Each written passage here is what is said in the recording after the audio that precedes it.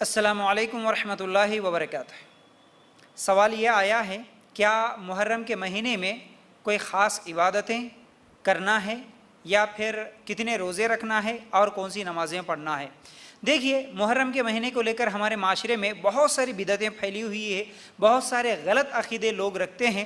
تو یاد رکھ لیجئے، صرف سنی سنائی باتوں پر عمل کرنا یا دیکھا دیکھی میں جو پہلے سے کرتے ہوئے آ رہے اس طرح کہہ کر ان کے طریقے پہ باپ دادا اور خاندان والوں کے طریقے پہ عمل کرنا، یہ بالکل غلط ہے۔ ایک اصول یاد رکھ لیجئے، دین میں کیا صحیح کیا غلط، کیا جائز کیا ناجائز، کون سا عمل صحیح ہے اور کون سا عمل غلط ہے، اس کے لیے ایک اصول یاد رکھ لو۔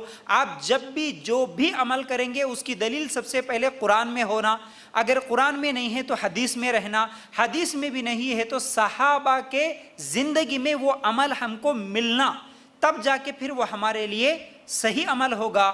جو عمل جس کو ثواب سمجھ کر کیا جائے، اگر وہ قرآن میں نہیں ہے، حدیث میں نہیں ہے اور صحابہ نے عمل نہیں کیا تو پھر ایسا عمل دین نہیں ہو سکتا، ثواب والا اور نیکی والا عمل نہیں ہو سکتا، بلکہ ایسا عمل جو اپنی طرف سے کوئی کرتا ہے تو پھر ثواب سمجھ کے کرتا ہے تو وہ بدعت ہو جائے گا، وہ انسان کو جہنم میں لے جائے گا۔ تو آج ہم دیکھتے ہیں اس محرم کے مہینے کو لے کر بہت سارے لوگ ایسے عقیدے رکھتے ہیں کہ سب سے پہلے تو یہ سمجھتے ہیں کہ محرم کا مہینہ غم کا مہینہ ہے، تو اس لیے اس مہینے میں کوئی خوشی نہیں منانا چاہیے اور شادیاں بھی نہیں کرنا چاہیے۔ پھر اسی طرح کیا ہے، بہت سارے لوگ کیا ہے اس میں کالے کپڑے پہنتے ہیں اور بچوں کو ہرے کپڑے پہناتے ہیں۔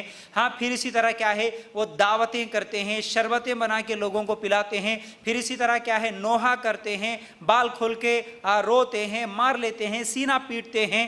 ہاں، پھر اسی طرح کیا ہے وہ محرم کے پنجے اور تعزیے بناتے ہیں، تعزیوں کے سامنے سجدے کرتے ہیں۔ ہاں، پھر اسی طرح وہ پنجے اٹھا کر سواریاں آئے بول کے اس طرح ناچتے ہیں، آگ میں کھودتے ہیں۔ ہاں، پھر کیا ہے وہ 5 دن جو ہے سو بہت سارے علاقوں میں وہ راتوں کو جو ہے سو جاگ جاگ کر وہ میوزک لگا کے ڈھول بجاتے ہوئے ہاں اس کے سامنے جو ہے نا ڈانس کرتے ہیں۔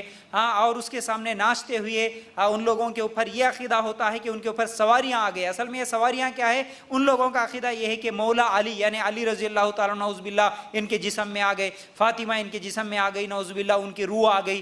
ہاں ٹھیک ہے، حسن حسین ان کے جسم میں آ گئے۔ اب وہ بات کرنے لگتے ہیں، لوگ آ کے ان کو سواری نہیں بلکہ ان کو ایک معبود کا درجہ دے کے ان کے پیر پڑتے ہیں، ان کے سامنے سجدے کرتے ہیں، ان سے مانگتے ہیں، ان کے پیر دھلتے ہیں اور ان کے آگے سو جاتے ہیں تو وہ ان کے اوپر سے کیا ہے چلتے ہوئے پیروں سے رونتے ہوئے کھندلتے ہوئے جاتے ہیں آگے۔ ایسے بہت سارے غلط عقیدے شرکیہ اعمال کرتے ہیں لوگ، بہت سارے علاقوں میں ایسا ہوتا ہے، بلکہ اس کو عید کی طرح مناتے ہیں۔ یہ مسلمانوں کی ایک عید ہے، محرم ایک عید ہے بلکہ عید کی طرح مناتے ہیں، ناچنا گانا۔ اب یہ جتنی بھی چیزیں میں بتایا یہ سب چیزیں غلط ہے، اس کا اسلام سے کوئی تعلق نہیں ہے۔ پھر اسی طرح کیا ہے یہ قبروں کی مٹی کیا ہے لے لینا، قبروں کے پاس چلے جانا، پھول چڑھانا۔ پھر اس کے علاوہ کیا ہے یہاں پر اسی محرم کے مہینے میں وہ 113 مرتبہ کیا ہے بسم اللہ لکھ کر کوئی اگر لکھ دیا 113 مرتبہ تو کیا ہے اس کے اگلے پورے 1 سال تک جو ہے سو اس کی مصیبتیں دور ہو جائیں گی اور وہ جو مانگے گا وہ مل جائے گا، یا پتہ نہیں پھر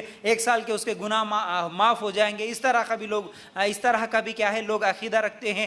پھر اسی طرح محرم کا مہینہ جیسے ہی شروع ہوا ایک دوسرے کو نئے سال کی اسلام کی مبارکبادی بول کے وہ بھی کیا ہے ایک دوسرے کو گریٹنگز دیتے ہیں، ٹھیک ہے۔ اور اسی طرح ایک خاص نماز بھی بتاتے ہیں بہت سارے لوگ۔ وہ نماز کیا ہے کہ وہ پہلی محرم کو 10 بجے سے پہلے یا 10 بجے کے بعد 100 مرتبہ درود پڑھنا ہے، پھر اس کے بعد 360 مرتبہ سورہ فاتحہ پڑھنا ہے، پھر 100 مرتبہ درود پڑھنا ہے، اس کے بعد جو مانگو گے وہ مل جائے گا۔ اس طرح جتنی بھی باتیں ہیں نا ان کا تعلق، اب جتنی چیزیں میں گنایا یہ سب چیزیں بدعتیں ہیں، یہ دین نہیں ہے، اسلام میں اس کا کوئی ثبوت نہیں ہے، نہ قرآن میں ہے نہ حدیث میں ہے، نہ صحابہ نے کبھی ایسے کیا، سمجھ رہے۔